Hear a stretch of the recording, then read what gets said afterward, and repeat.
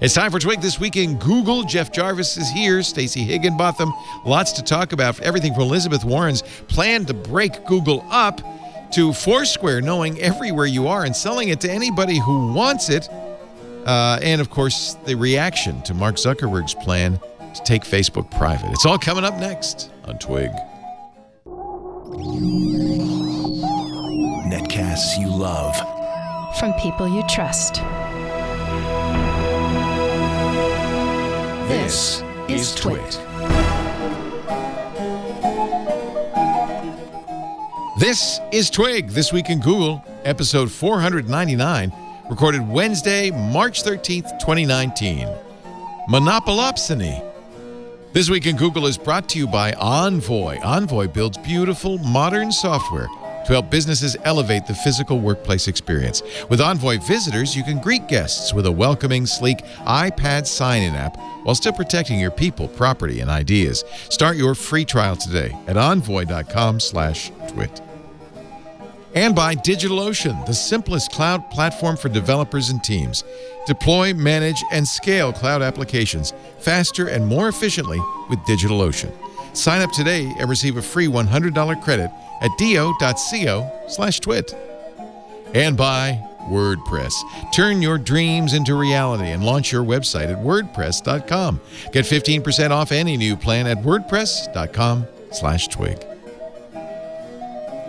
It's time for Twig This Week in Google, the show where we cover the latest news from the Googleverse with Mr. Jeffrey Jarvis, professor of journalism at the City University of New York, blogger at buzzmachine.com, and author of many fine tomes, including What Would Google Do, Public Parts, and Geeks Bearing Gifts. Hello, Jeff. Hello, hello, hello. We are glad Singapore's loss is our gain, Jeff stated. It was an 18-and-a-half-hour flight I decided not to take. I don't blame you.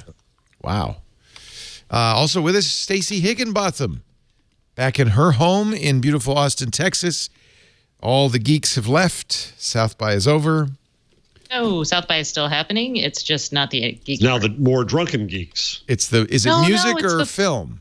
It's music and film. Oh, so they used to have separate for interactive music and film. Now they've combined music and film to one thing.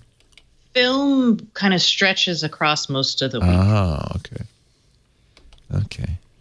We really wanted to go this year and we couldn't. But next year, I think Lisa said we should really go. I said good. I won't be here. I had more of my peeps were there this year than have been in recent years. It appeared because generally it's marketers and Germans. Yeah. Of course, you're not wrong, Jeff. You're not wrong. Right. The Germans, for some reason, the Germans thought this is where all the cool kids go, and they love it. They have German houses, German parties. You're kidding? Every really? German I know goes. Really? There is actually a really big, I would say European in general, but the Germans are a big chunk of it. But I was just there yesterday, and there was, two fellows speaking French behind me, and then I ran into a friend of mine who lives in Finland. So, yeah, it's sunny here. It's cold and wet and miserable up there. So I'm gonna put it in the chat now. Lufthansa runs a special flight. Wow, the South by Express, the Lufthansa Flying Lab. Oh just my put it God. in the chat.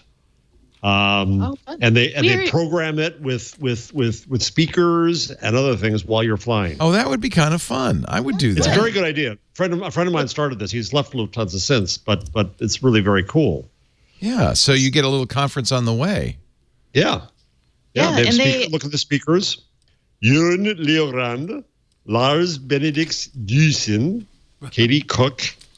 So what do? They stand up in the aisle and they talk on the microphone? Yeah, they do. And so everybody watches through their devices through the Wi-Fi.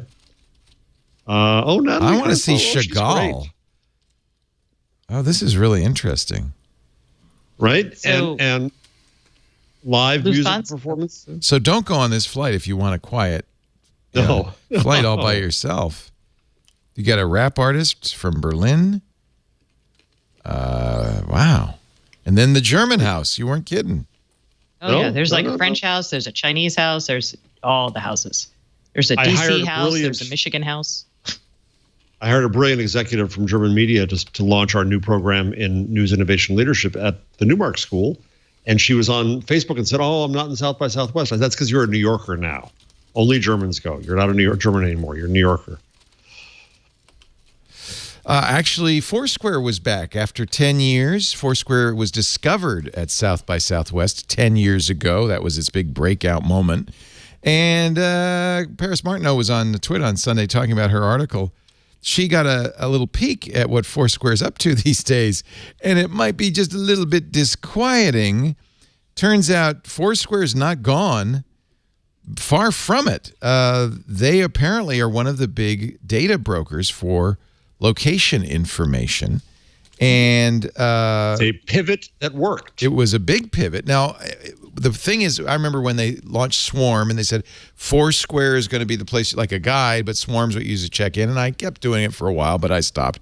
Turns out you don't need to play Foursquare or check in on Swarm for Foursquare to know exactly where you are. They're collecting information from a lot of apps on a lot of phones. They have, during South by, I don't know if you saw this, Stacey, they released a demo of this called Hyper Trending that had bubbles where the most people were. I think this is really interesting. And the writer of the piece is right. This is both creepy for many people and cool for other people. Actually, it was Dennis Crowley who said, we're not sure. We said, we're not sure if it's creepy or cool. I like that they threw it out yes. at a tech event. I actually would draw the parallel with this and the NBC story that you have on scraping people's photos for facial recognition. Oh, I think yeah, there's a very clear parallel here about people. This actually makes clear what data is being collected in a way that is pretty visceral for people. And it does it in a way that still respects their anonymity, which I think is the best possible way to do something like this. But it misstates it because you are not, in fact, anonymous in the actual data that Foursquare sells people. You are identified by a unique advertising ID, which I think wouldn't be too hard to de-anonymize you. So, yeah, and Crowley, who's the founder of Foursquare, said, we're not sure if it's a responsible thing or not to have a view like this in the phone yet. I don't know how people will react to seeing a heat map in real time of where all the phones are.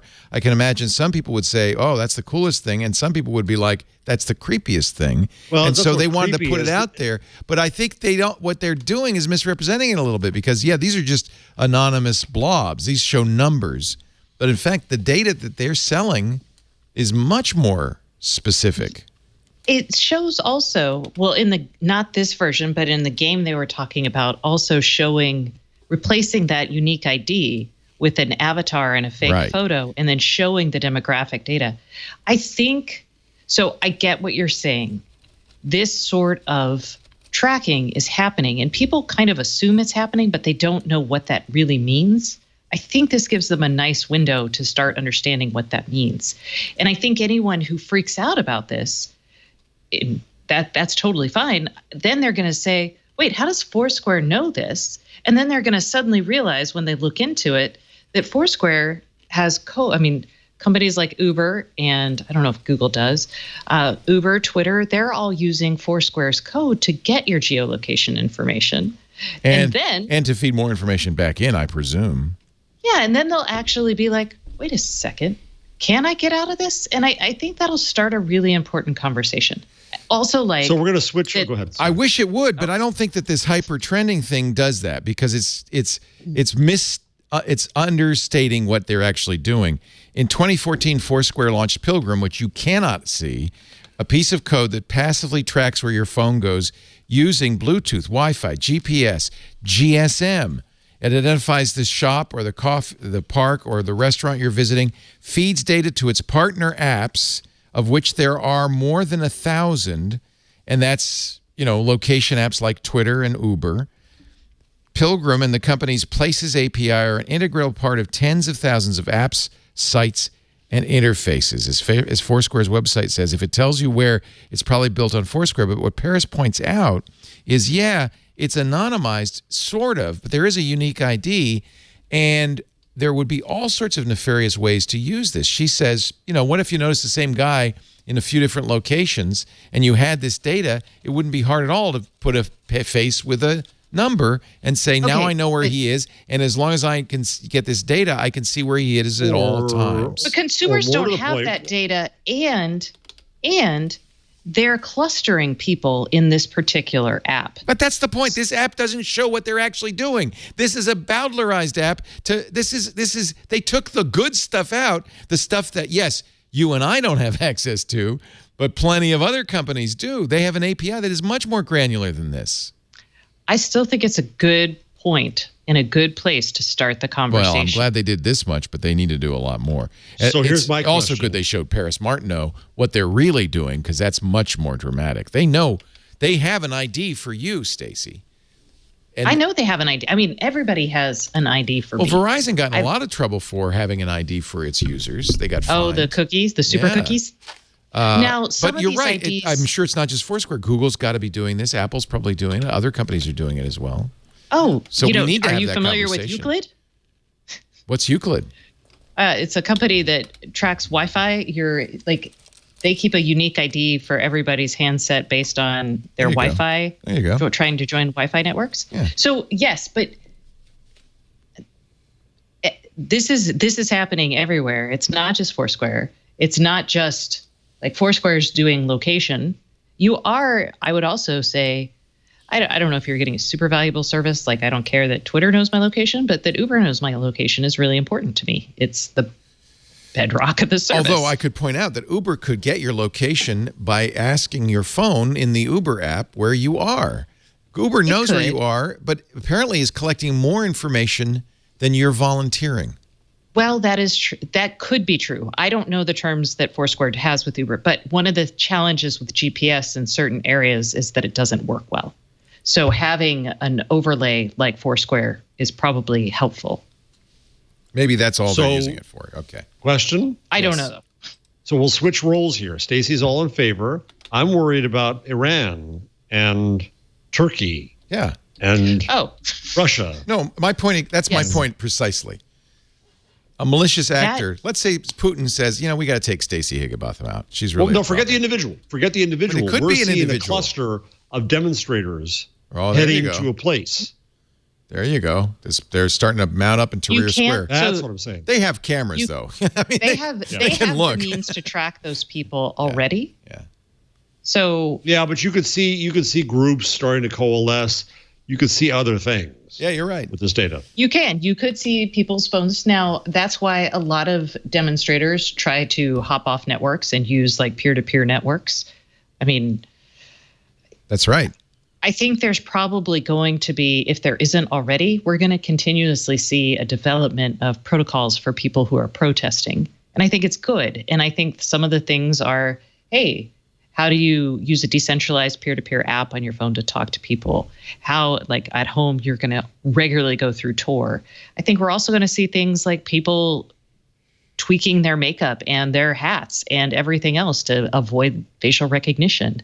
And I think those are actually some of the more interesting things to watch because it helps us it's the other side that most people don't see that lay bare the surveillance kind of state and surveillance capitalism that we have.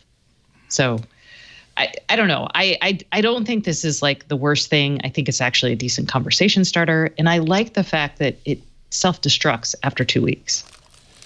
And, this is my other thing. Wait, hold on. No, well, what if they delete? Well, they're not going to delete all that data. Foursquare has the same sort of subpoena things that Google and Facebook have. They fight that. Mm-hmm. So, I mean, you can't argue against this if you're going to be like, yeah, I love Facebook and all that it's done, or I'm okay with Google having access to all of this data, which they do and more. And they also have unique advertisement. My concern is not the individual level because your phone company knows it already. Right. Apps know it already. This is not new in that sense. The question is that notion of another view of coalescing and using our freedom of assembly. So it's in the aggregate that it bothers me more than the individual. I would flip it on its head, and I would say, how cool would it be to use something like this and check out how many people are at the DMV when you want to go? Yeah. How cool would it be? I love it. Google Maps does that already. It'll show you when you want to go somewhere where the busy times are. It's incredibly valuable to stores. And it's valuable for people counting or understanding, I think people counting is actually a really under-discussed and under-thought-about way that we could actually use phones to help people, like, just make their day better. And I'm thinking of things like, hey, if I have to go to the ER, can I see which ERs have the most people? Could we build a service based on something like this? We're not now because there's no profit in it. But those kind of services are highly valuable, and you could do that with this. I don't know. We are all carrying tracking devices, and I agree with you. It's a good idea for Foursquare and others to start the conversation so that we understand we're not taken off guard by this. I think part of the problem is it's hard for humans to put two and two together sometimes. And while we're all kind of aware of the fact that our phone knows where we are and our apps know where we are, we don't think about other consequences of it. You said face recognition. This actually doesn't use face recognition. This is based. Oh no, the parallel is to the NBC story on people. We'll get to that, but I just want to say that the point is, if you combine this with face recognition, you're suddenly de-anonymized. Oh yeah, I'm like, honey, you're de-anonymized anyway. I mean, everybody knows Leo. Everybody knows anybody they want to know, and if you combine all this data, I mean, I think yes. When I think about the Bourne movies, right, and you watch them track Jason Bourne all over the place with what it seemed at the time very advanced stuff like cameras everywhere and stuff. That's now chicken feed compared to they wouldn't have any trouble following Jason Bourne at all nowadays. Right, you would have to 3D print your own new face mask. You would have to. I'm not kidding. You would have to do something crazy like that. You wouldn't have to. You'd have to not have a phone. Oh, Mr. Robot. You couldn't use apps. I think it's funny that you're arguing in its favor and Jeff's arguing against it. It's just completely blowing my mind. We just conspired before the show, Leo. Did you? To do this to you. Let's talk about this Flickr thing. So Yahoo, way back when, I remember when they did this, made a research database available, which had a lot of information in it, information that was quickly de-anonymized by people in a variety of ways. What I didn't know is that, among other things in this database, they put Flickr pictures.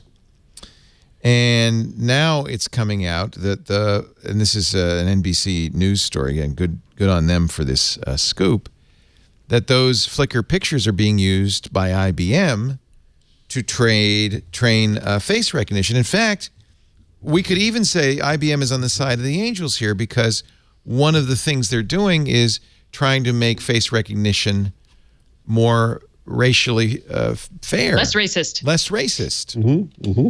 But I think the problem is that a lot of people didn't know that this was going on. And the story is that IBM did not inform people when it used their photos for face recognition training. Now, the good news is NBC, even though IBM would not give them the data set, NBC was able to get it in other ways.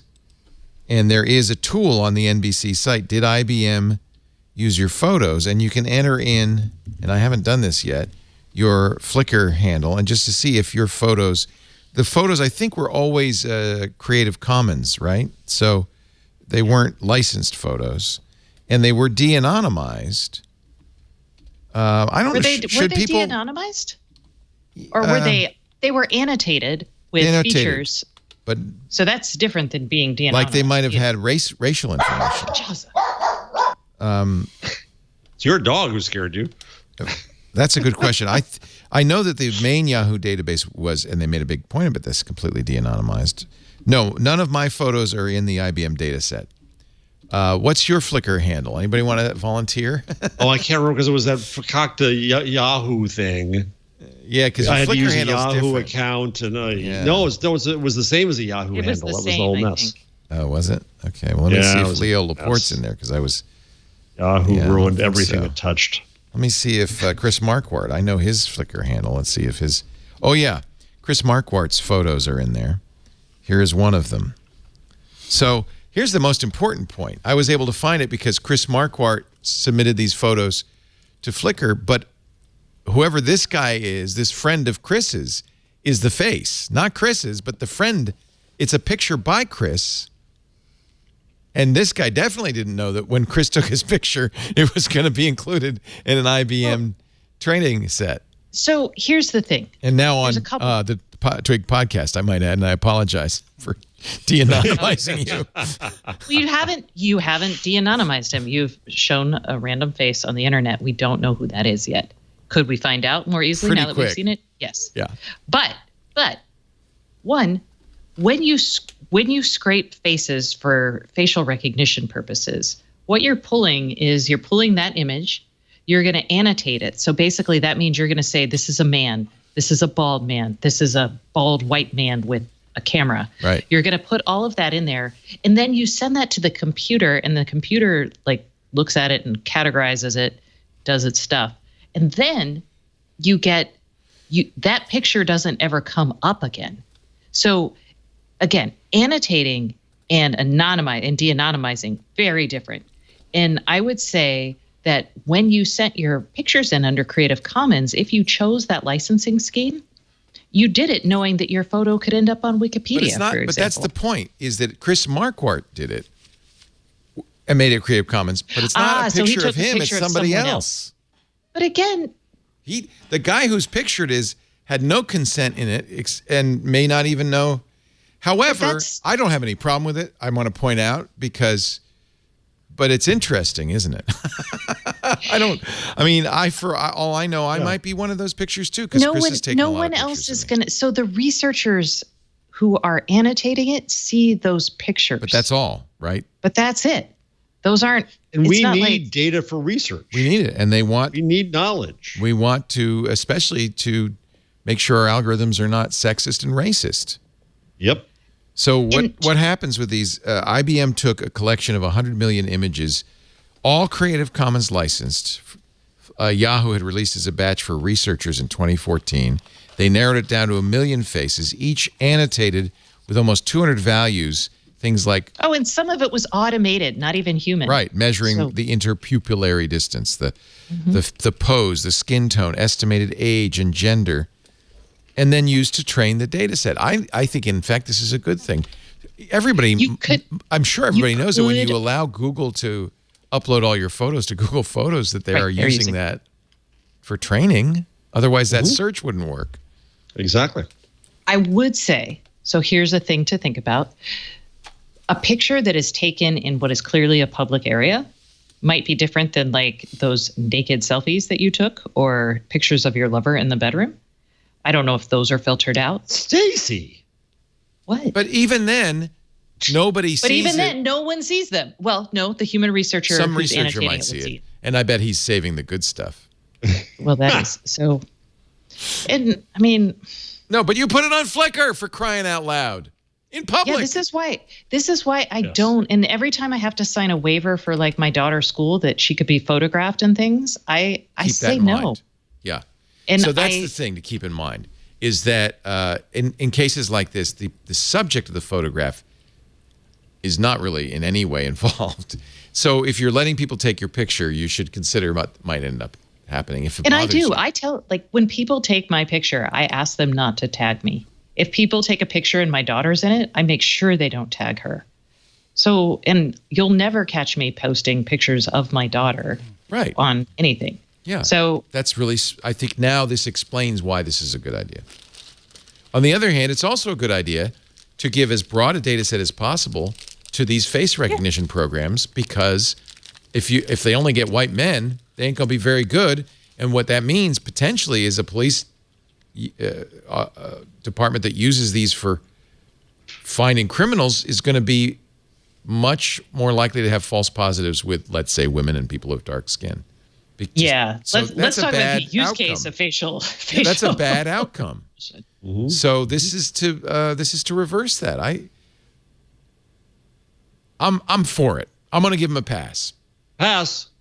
Okay. Leo gives it a pass. I don't give Foursquare a pass, but I give this one a pass. How about Mark Zuckerberg a week later? That came out. That took me by surprise during the show last week. I hadn't read it. I thought we had a great conversation about it. It was a really interesting conversation, yeah. And at the time, I reactivated my Facebook account, my Messenger account, because I believed he was sincere. And I have been since talked out of that and have deleted it again. Oh, jeez. Ay, ay, ay. Well, I mean, I'm willing to give him the benefit of the doubt. Maybe he'll change things. But after reading, for instance, Ben Thompson's excellent commentary, Mike Maz, Tech Dirt, Ben Thompson, and Stratechery, Walt Mossberg says he's skeptical. Casey Newton says this is huge pivot. We were kind of ourselves like, wow, this is amazing if he does it. No. I was skeptical. I want you to know. Well, and there's no reason to know yet, but I think I've been convinced by everybody that what Mark said, I misinterpreted. He's not going to change Facebook. He's going to add a privacy-specific messaging. Messenger. Yes, but he also he's going to break down the walls between Facebook and those other services. Right. Well, he also says that he's changing the focus of the company. Is he going to kill Facebook tomorrow? Of course not. No. Yeah. No. Or ever. We'll say that. Or ever. But he's basically saying that the focus of the company shifts to encryption and messaging. I think what Ben Thompson said is he's having his privacy cake and eating it too.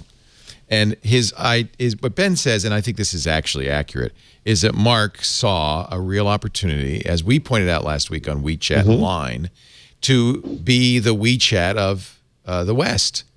And that's really what he's saying is, I have a brand new business opportunity and we're going to go after it full throttle. And Ben says at the end of the thing, it is not incompatible. A company's own desires is not necessarily incompatible with users' interests. That's right. And to presume that gets us in trouble. So it could be that this is what do we call it now? A win-win. I don't say things like that. I think you're. He actually says. It could be. He actually says, here's the 3 broad takeaways. Stop expecting companies to act against their interests. Facebook is not killing their core business any more than Apple is willing to go to the mat to protect user data in China. Facebook is doing something that benefits itself. Facebook doing something that benefits itself is not inherently bad for end users. Right, that's the point I was making. Yep. Yes. It's perfectly reasonable the company can be instituting genuinely user-friendly changes like end-to-end encryption, even as it furthers its own self-interests. Relatedly, and most importantly, there needs to be much more appreciation for the anti-competitive trade-offs inherent in an absolutist approach to privacy. Facebook is doing what its fiercest critics supposedly want, but it's also enhancing its competitive position as a result. The law of unintended consequences, folks. Yeah. Be careful what you wish for. I'll tell you what, I will use that completely private end-to-end Facebook, but I'm going to wait until that comes out before I reinstitute my Facebook account, because it's not that way now. And I would wait, and I would do this because, am I on mute? Nope. No. Oh, okay. I was like, what's happening? We're just ignoring him, that's all.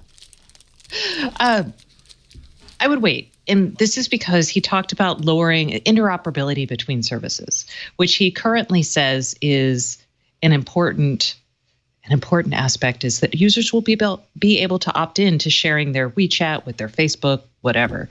I think, given Facebook's history, he'll say that today, and then in a year or so, we will suddenly find all of that glommed together, which, to use my example, I do have pictures of my daughter on WeChat. And I would be really bummed out if that. They're on WeChat? Why are they on WeChat? Not WeChat. I'm sorry. WhatsApp. My do you have friends in China?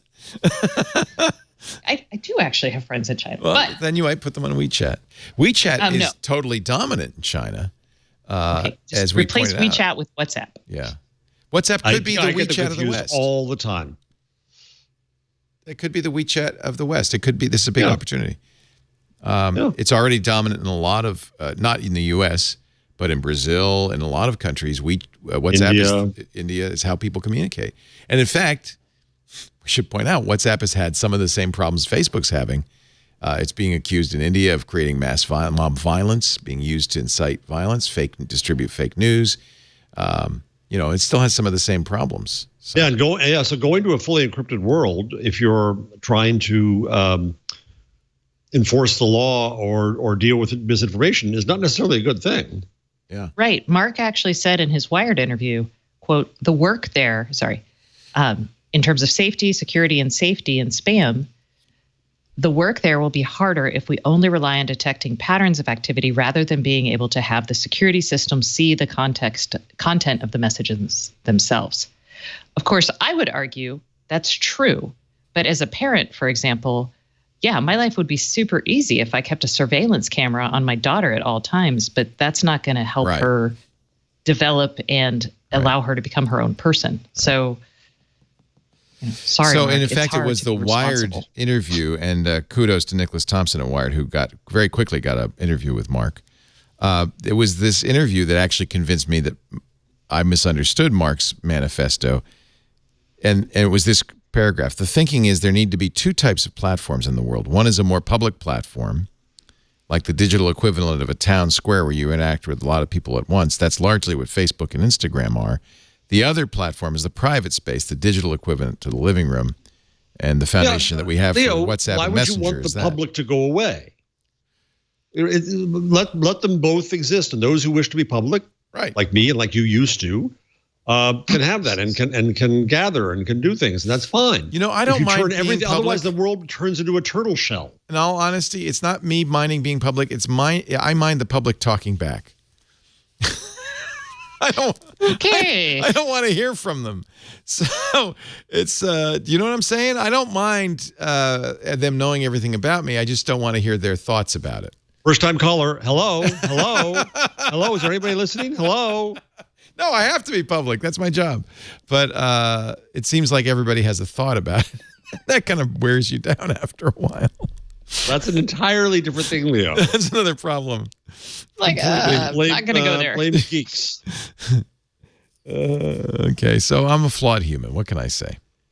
But you know what? I'd be very interested if he does take WhatsApp and or Messenger and make it fully private. But when he does, that's when I'll sign up. Not until then. How about that? Let's take a break because I want to now get to Elizabeth Warren.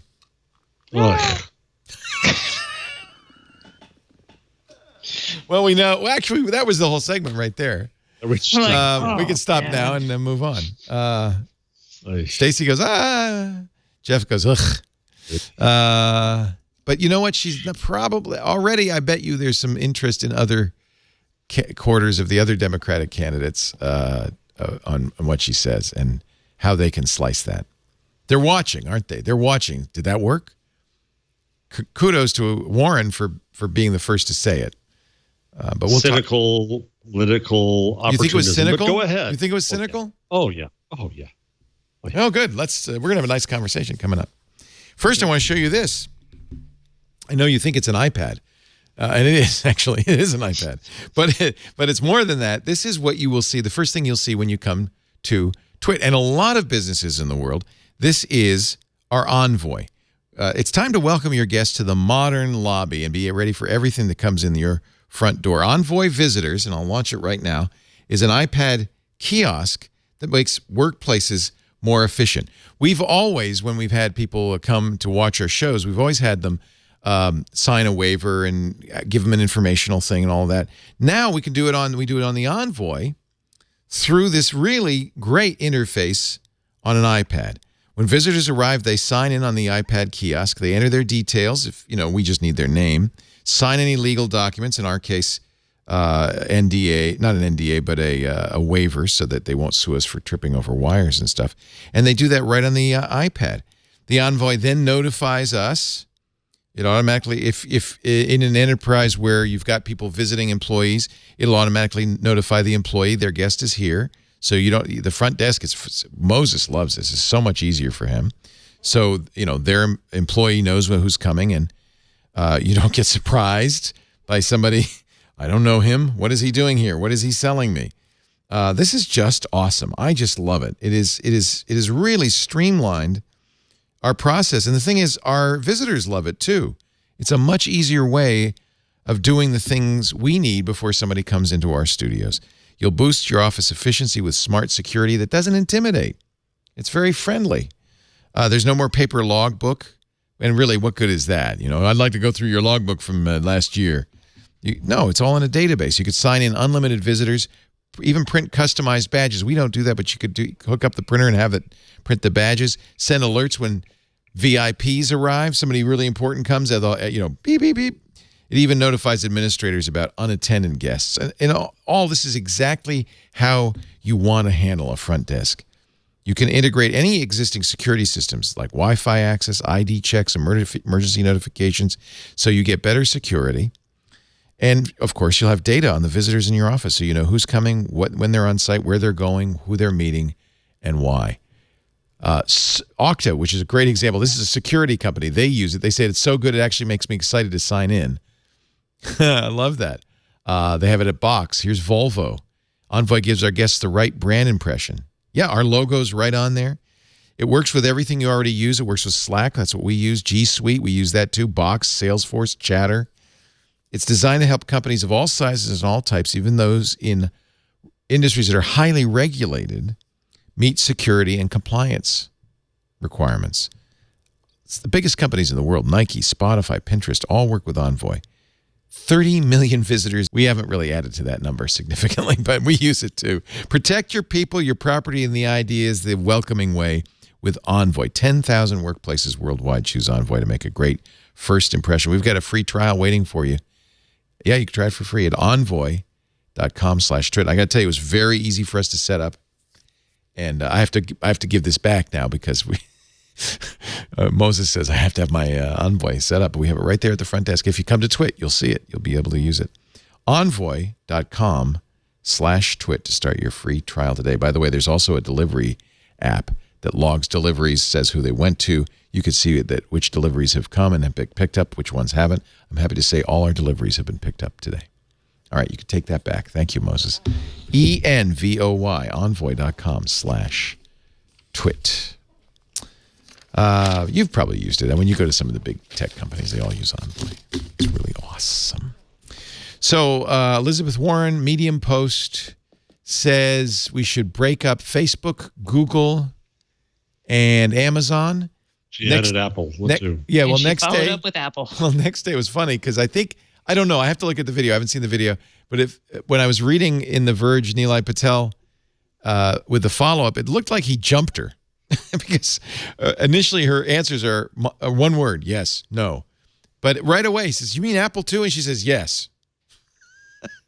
And that's the headline. Either they run the platform or they play in the store. I have to say, in her defense, I do feel like this was something she hadn't really thought out. And that Nilay got That's her. A defense? That's a defense? She didn't think it out? The Apple one is less thought out because basically she said, well, Apple shouldn't be allowed to run the store and sell their apps in the store. And honestly, if that's the problem, that's not it. There's a big problem. Spotify, in fact, is very upset with Apple and has just started a website and a campaign. And I think they might be planning to sue Apple as well. The website is timetoplayfair.com. They have sued them in the EU. They've sued them in the EU, which is the best place to sue them. And their complaint is, yeah, Apple, has this store, but the real problem is Apple requires us to sell subscriptions through the store, and they get 30%, complete rent taking. Mm-hmm. At the same time, Apple prohibits us from showing customers how to upgrade any other way. And so what did Spotify do? Well, they had to raise the cost of a subscription 30% on iPhone. And then Apple comes back, starts its own music service 30% less. And in fact, to this day, you can still not ask Siri to launch Spotify on the iPhone. So Amazon Movies or Amazon Video Service also has this complaint. This is pretty anti-competitive. In fact, Apple won't work with them on a watch app because Apple has a competing product. If Elizabeth Warren had said this, I'd say right on. I think you're absolutely right. This is absolutely anti-competitive behavior from a monopsony, not a monopoly, but I think it's a monopsony, right? It's the only place you can get apps for iOS devices is Apple's own store. So there are some merit to what she's asking for. Who should we start with? Stacey, we'll start with you. Oh no, don't start with me. Okay. This whole thing. No, Stacey, please. Let's start with Jeff. Would you elaborate? Ugh. I think it was a cynical move to curry favor right now and not thought through. For example, forbidding house brands. Well, tell that to Sears Roebuck and Craftsman. Tell that to Walmart. Any tell grocery that to every store in America. there is, yeah. And that it saves consumers money. And she might as well move to Europe because the view of antitrust there is different. There's no and Ben Ben Thompson did a good job of this, saying that what's the law of aggregation, I think he calls it. Mm-hmm. Yeah, that's the point the thing is he that invented. these things. Yeah. Right. These things are happening because they have consumer benefit, because they give us cheaper prices. It's an effort to say, oh, big tech is evil. What I'm going to be interested in is what Kamala Harris does in return. And I have my Kamala hat outside because she represents California. So she's going to have to find a more nuanced view of this to say, well, here's where the tech companies are causing problems, and here's where they're not, and here's what we got to talk about with regulation. I was in Ditchley near Oxford 2 weeks ago, and I was dreading it because it was a discussion of content moderation and freedom of expression, read regulation, and I thought it was going to be me screaming just like on this show, defending the internet, and it turned into a very nuanced, very intelligent discussion. And where a lot of the room came into agreement was an FTC, Federal Trade Commission like regime, where companies are expected to make warranties to their customers, and if they fail at what that warranty is, then there's an enforcement mechanism against them for basically consumer fraud. So I'm not against regulation. I think that there are mechanisms and regimes of regulation that can work. But to jump all past that and just say they're bad because they're big and we're going to break them up is a cynical political move that hurts this country. It hurts technology. It hurts the friggin' future. And she's desperate. That's what I say. Wow. I don't know if she's desperate. I do think it's opportunistic. I do think it is easy to joust at the tech companies. I do think that there are issues. The issue in the tech world is not that these are too big. It's that they do have anti-competitive practices. I also think that there is value in understanding how many of these companies have created machines that are these virtuous cycles that pull in more data, which creates a higher barrier to entry for people. That's kind of a more European view on it. I would say in the US, we asked, does that hurt consumers? And I would argue that it does, because consumers have very little choice that doesn't, grab their data if they care about privacy. But we tend to look more at costs, and there we don't have a case. So if Elizabeth Warren and the Democratic Party want to change the way we look at antitrust, this could be a good talking point if it was a little bit more coherent. But as it stands now under our current regime, I'm a little skeptical. But I'm all for the conversation about changing our antitrust. We're agreeing so much today, Stacey. This is going to drive Leo up the wall. So yeah, we are. And I would say if it changes, I would differ a little bit with you, Jeff, in the sense that I'm okay with thinking about changing our antitrust regimes and how we talk about that, how we evaluate monopolies, or I can never say the word. Monopsonies. I only know the word because Amy Klobuchar keeps bringing it up. She said, I'm not worried about monopolies. I'm worried about monopsonies. Yeah, I can't make those words. I think that's a little show-offy. But I do think there is a real question about the aggregation of data and the cycle that it creates for these companies to get bigger and better, and how much of a competitive barrier it pulls up. I would also say that the cool thing about technology is a totally different startup could actually come in, find some random data point or random device that people freaking love, and throw all that down. So that's the question. Can you become a Spotify today? Can you, if you're not Amazon or Google, build an Echo-like device? I don't know if that's possible. Stacey, from the thing that I went to in the UK, what came out again and again and again, there was a guy from a Eastern European online service, and he kept on saying, you guys are trying to set this regulation. and I understand why, and that's fine. But you know what? The only people who can afford to do it are Google and Facebook and Amazon and Apple. And you're killing me. You're absolutely killing me. Articles 11 and 13, GDPR, a lot of these things, they just can't afford to do it. And so the irony here is that in the effort to reduce the power of the big platforms again and again and again, this regulation gives them more power and a competitive advantage over and a higher barrier to entry over those new upstarts. I would respond, Specialize Jeff, in but conversation stoppers. My largest issue with this, I understand the outrage people have over these big companies. She seems to be focusing on size. In fact, I think at one point she even said if they get to a certain point, they should be broken up in size, which has nothing to do with antitrust law or anything else. Companies in the United States should be allowed to be successful as they want to be, as long as they don't, create anti-competitive environments. As long as there's competition, as long as there's challengers. And right, so you've got to go to the specific acts and the specific harm. Yeah, and that's my fear is not that just say, "Oh, they're too big." Something like this is like the pitchforks and the torches. Well, we just got to destroy these guys.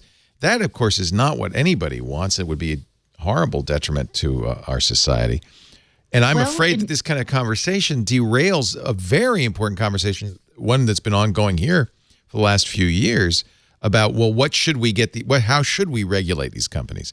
I don't think anybody disagrees these companies need to be reined in, and especially in privacy practices. And I'd really prefer to hear from Warren and all the other candidates specific plans in that regard. What are you going to do about our data? What are you going to do to protect our privacy? So there is a fascinating experiment going on. I don't think it's widely known in France, where they're basically doing a role-playing, government and Facebook, of regulation. To understand the dynamics. And so they don't have any regulation to regulate against, but they're trying to understand what that works. And it was that discussion that led the group to a larger view of this FTC view. I said at one point, we have to talk about the terms of service, and it's Chatham House rule, so I'd be careful here. But a lawyer from a technology world said, well, we don't write terms of service against us. We write them against the users. And I said, right, but now you're going to be expected to write terms of service that give the users some warranty of what you're promising to do. That's the level of the discussion I want to see is, okay, talk about your responsibility. Talk about what you guarantee. Say what you don't guarantee. Let us argue about that. Make that public, and then we're going to hold your feet to the fire for that. I'm all for that. And then that allows Facebook to have one term of service and Reddit to have another one and 4chan to have another one and Apple to have another one. As well they should. There are different companies with different relationships with their publics, and you, Leo, can choose to reject them all. But then you know what you're rejecting better. Yeah. Mike Masnick writes, I think in a very level-headed way, again, none of this is to say we shouldn't be concerned about big internet companies with too much power. It's a perfectly reasonable concern, but just because you want to do something, and this is something, doesn't mean that it's the something we should do. The way to attack the positions of these big internet companies is to enable more competition, and you do that by encouraging alternatives in the marketplace. He's concerned about platforms, this idea of creating platforms out of them and forcing them to divest. He also points out that, this is really Congress's job, not the president's job, and Congress is never going to agree to do something this dramatic. I mean, there's all sorts of problems with it. So, in fact, even in the logic of it, he points out that she starts with this paragraph: 25 years ago, Facebook, Google, and Amazon didn't exist. Now they're among the most valuable and well-known companies in the world. It's a great story, but also one that highlights why the government must break up monopolies and promote competitive markets. He says, I find this very odd. I don't know how the first sentence supports the second. Yeah. In fact, the first sentence would seem to contradict the second. If these three companies sprang up in the last 25 years, that's good. That means another one could do the same thing. Right. Right. So I mean, clearly it's a bad idea. It probably is grandstanding. I mean, after all, it's a presidential election. There we go. That's what I was going to say. This is the time when we expect stuff like this. And it's also not the time or place. Well, it may be the place, but it's not what we get. We don't get nuanced conversations from people who are going into primaries. No. Just end of day. Well, No. We want sound bites. In fact, this is probably more complex and less of a soundbite than really is proper. I mean, this is an incredibly complex idea. What is the soundbite? Break up the big tech companies. Well, maybe that's okay. Yeah. Maybe that. So I just downloaded this. I haven't read it yet. So there's an FT interview with Tim Berners-Lee today or yesterday on the 30th anniversary of his proposal of the World Wide Web. So it mentions in their report from the Center for International Governance Innovation by Kieran O'Hara and Wendy Hall, 4 internets, the geopolitics of digital governance, right? There's the libertarian technology-based internet. There's the commercial-based internet of the big companies. There's the European regulatory internet, and there's the Chinese and Russian authoritarian internet. And what we're seeing here is these forces pulling and pushing each other to determine who's going to regulate and what's going to govern the internet, and we're not there yet. Well, we're not going to be there. It is an decades. unfortunate trend towards 4 separate internets, and I fear exactly that's where we're moving. Yeah. How long did it take for regulation in the railroads, airlines, telecom? The best analog for this is breaking up AT&T, right? Is it? Okay. I think so. No, because AT&T was given a monopoly. Yeah. It was given one by government. Right. You were the only phone company. You had to rent your phone from the phone company, blah, blah, blah, blah, blah. That's not where we are now. So, no, I don't think it's a good analog at all. Well, yeah, I mean, it's not a good analog also in the sense that none of these companies are a monopoly in the way AT&T was a monopoly. Which is also a government-sanctioned monopoly. Right. But ignoring the genesis of the monopoly. That's pretty major. Well, maybe, but ignoring the genesis of the monopoly for a moment. These aren't monopolies in that way at all. For a tiny bit. No. What was the purpose of the breakup of AT&T, and what was the outcome of the breakup? Did it in fact achieve the purpose? Still debated. Yeah, we didn't achieve anything we wanted. Wait. That's why I bring that up. I'm using it as an example of why government intervention in this level may not be the best solution. Mm-hmm. Because it's a very big gun that's hard to control. That I forget who made the argument, but I saw it a couple of days ago that said that if you what could happen, unintended consequences, is that fine. So Zappos and Amazon are broken up again, but they're going to cooperate, and they both will probably do better. And that this could end up, the shareholders of these multiple companies then, now more multiples, could do fine. And it doesn't guarantee what's the outcome you want. Are you doing what Stacey said? Are you getting new entrants in the market or not? Are you protecting things? And in fact, if you look at what here's the flow chart that's really clear with AT&T and the breakup. You start at the top with AT&T, Bell South, AT&T, Ameritech, Pacific Telesis, Southwestern Bell, whoop, back into AT&T, whoop, now they're AT&T. Then Bell Atlantic with 9X, GTE, and became Verizon. And then US West with Quest and CenturyLink became CenturyLink. You went from 1 to 3, and I don't think you in any way fostered innovation or anything else. You certainly didn't create. And by the way, if you want to break up some companies that are hated in this country, try Verizon. Yeah, try there you Comcast. go. Yeah, there you go. And in fact, that's what Mike Masnick, or no, I think Ben Thompson, one of them says is, hey, she didn't even talk about Comcast Universal, NBC Universsul, and actually she said, yeah, I'd include those two. I just, I only had so much space. It's a moving target. Well, it's also that you're gonna reverse decisions that were made by government that did, for good or bad reason, approve these mergers, and then you're going to turn around and say, oh, never mind. So how can you rely on a government decision at any point? I think honestly, we can all look at it and say it's a non-starter. It's not something that ever could happen. But I don't think that's true.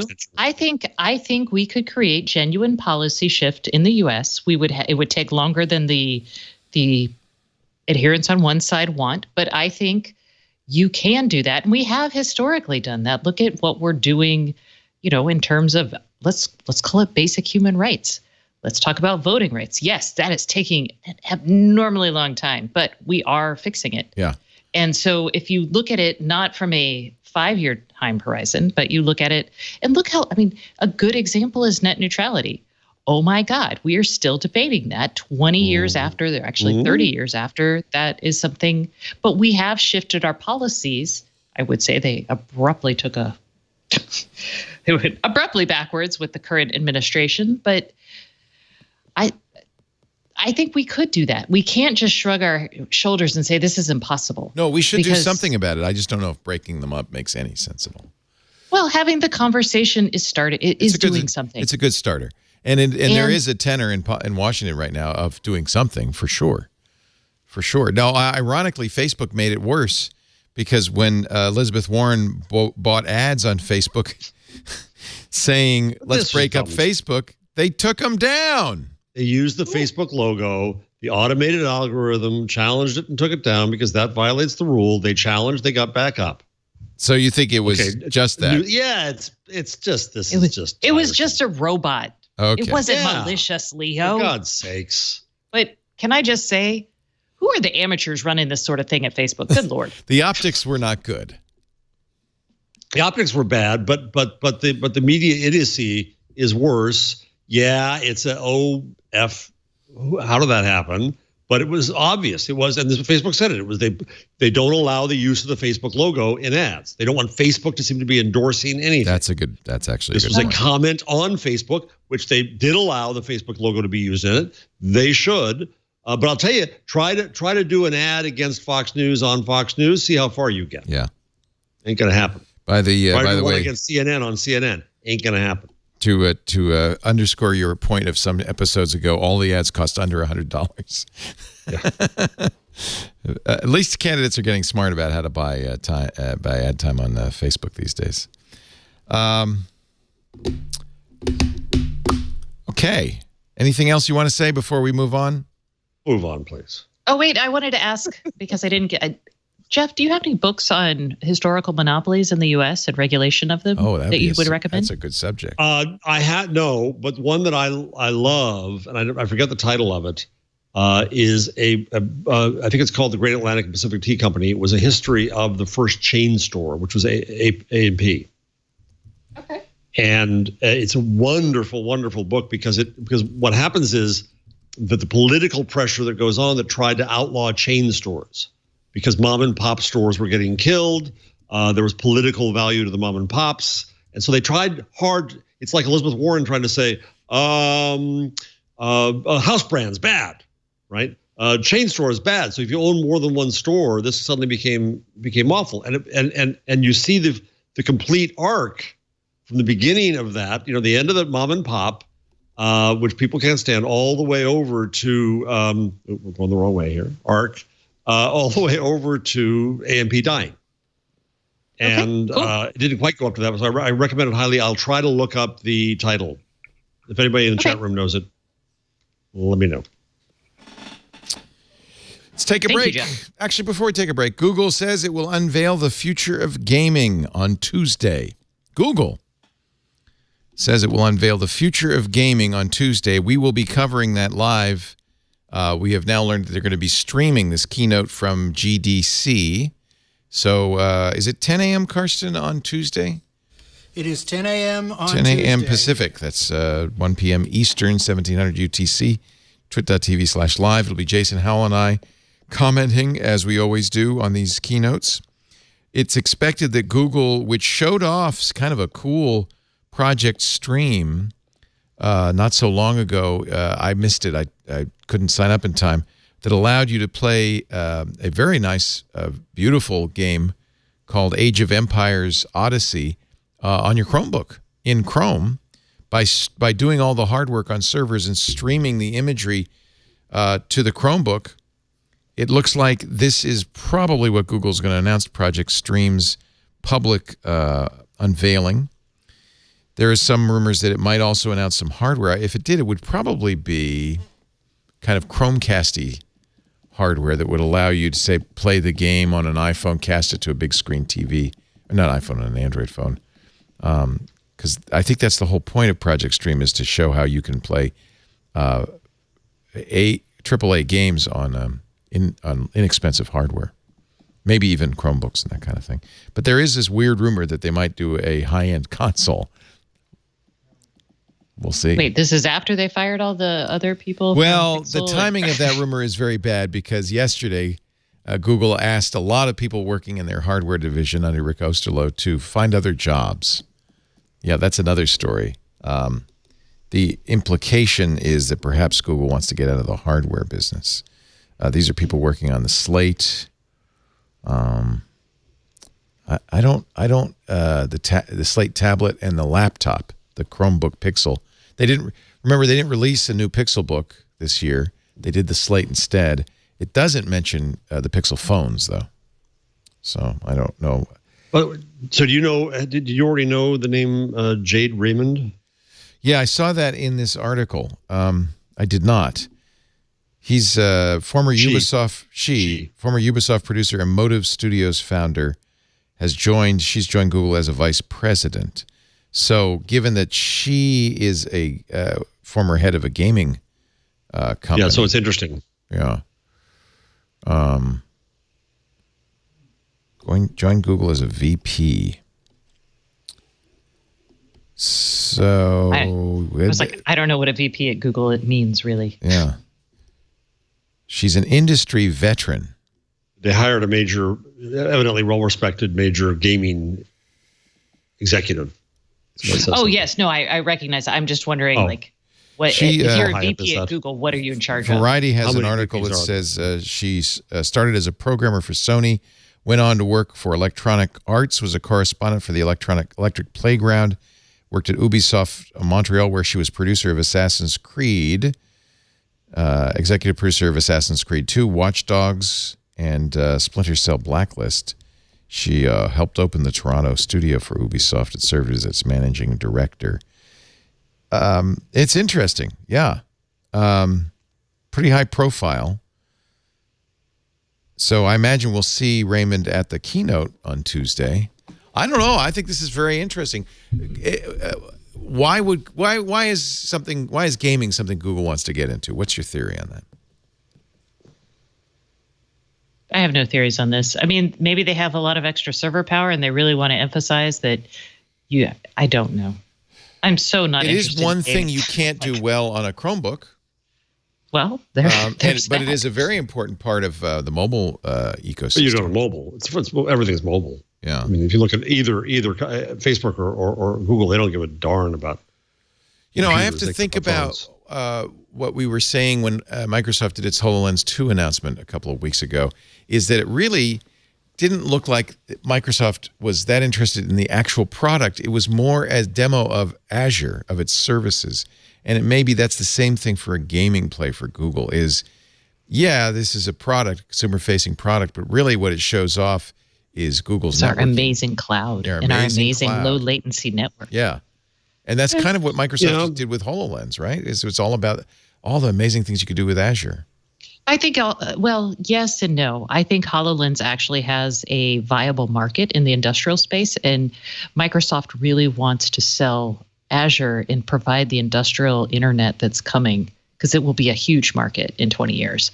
It wants to get in on the ground floor there. That makes a lot of sense. And gamers are not, in fact, the customers for Google's cloud services. On the other hand, if you could put together the funny thing is Microsoft's doing this. They have a project, won't be out for a while, that's similar to a streaming gaming service. PlayStation already has such a thing. These things have been around. In fact, there have been companies that have failed doing this. It's an excellent test of your computer infrastructure. Yeah. So if you think about, and this is purely speculative, but if I think about the challenges required in bringing gaming to the edge, there's a couple things that work. One, it's an advertisement for your existing platform. 2, you're going to have to understand changes in networking like 5G.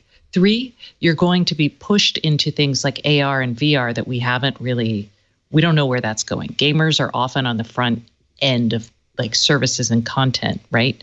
Not all of them will expand beyond gaming. Right. But, and so understanding that market in a lot of ways with Amazon Web Services, for example, the ability it had to understand what people were building on its platform and the things they needed and then being able to release services on top of that met those needs based on the data they had is what made AWS such a behemoth.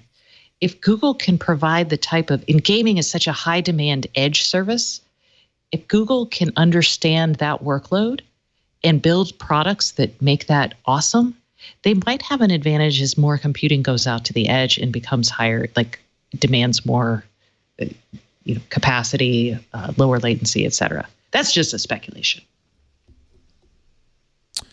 Yeah, I mean, all we can do at this point is speculate. There is money in gaming. Google, is so hard to understand what Google's overarching strategy is in any of this stuff. As we learned, Google Plus happened mostly because Vic Gundotra championed it so long and hard that everybody just got tired of hearing from him and said, all right, go ahead, do Google Plus. And the minute he left, it died. So maybe this is that. Maybe there's just some guy in Google. Is this a YouTube hedge? Is it? Maybe. What's the name? I always forget the name of the service. That Twitch, thank you. Amazon owns it, but I'm pretty sure Google tried to get it. Yeah, exactly. So it's another thing people do and spend time on, and there's a lot of money in it. There's money in it. There's this whole notion of spectator electronic sports. Esports, we're going to talk later about Amazon and the Yes Network, I would imagine. Or we can do it now. Yes, we could do it right now. Amazon has put a bid in to buy the Yankees television network. This is something... Along with the Yankees and others. Yeah, majority owner. But this is something that Alex Lindsay predicted a couple of weeks ago on MacBreak Weekly. He said, watch. In the next few years, most of the big sports franchises are up for renegotiation. And he says the network television is going to lose it because they're going to get the big players, Netflix, Amazon. I don't know if Twitter's big enough to play in that field or not, but these big players from tech are going to swoop in and offer money that the television networks just can't compete with. And which is another reason Rupert Murdoch will yell about the tech companies, because he has a lot of these. Yeah.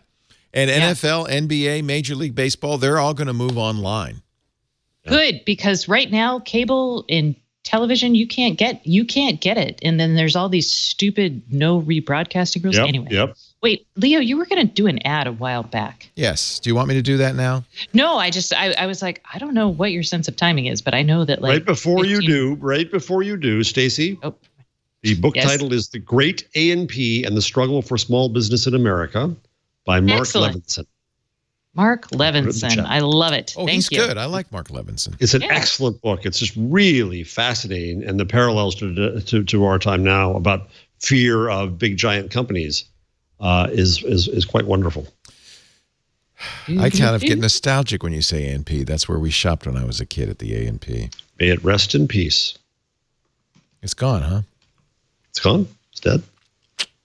Was the largest company in the world. Was it? Really? The largest retailer in the world. That's kind of with 16,000 stores. Wow. Its explosive growth made a mortal threat to mom and pop grocery stores across the nation. Main Street fought back, leading the Hoover, Roosevelt, and Truman administrations to investigate the great A&P. Because Senator Warren, President Hoover said it's just too big. The government pressed criminal charges against the company for selling food too cheaply and won. That's pro-consumer. Well, that does sound like a lot of parallels, doesn't it? It's really, and it's a well-told tale here. It's really quite a good book. If you haven't backed up your Allo chats,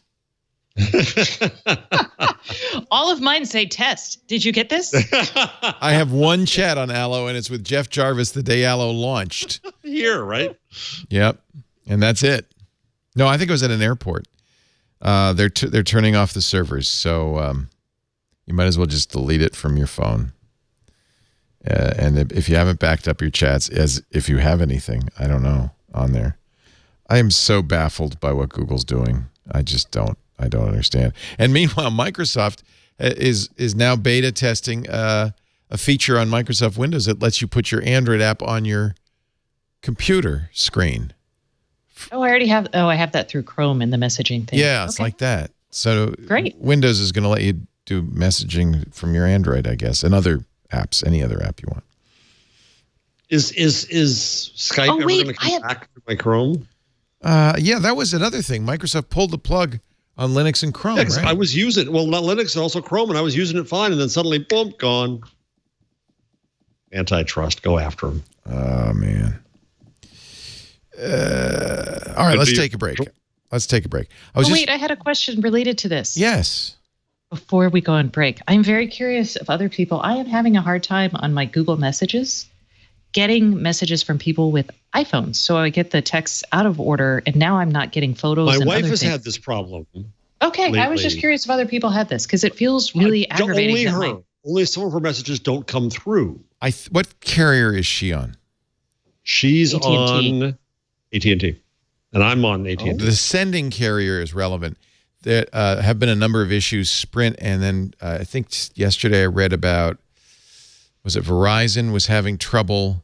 You know, these are all handled through gateways, right? And their gateways were not sending messages in order, or messages were being dropped.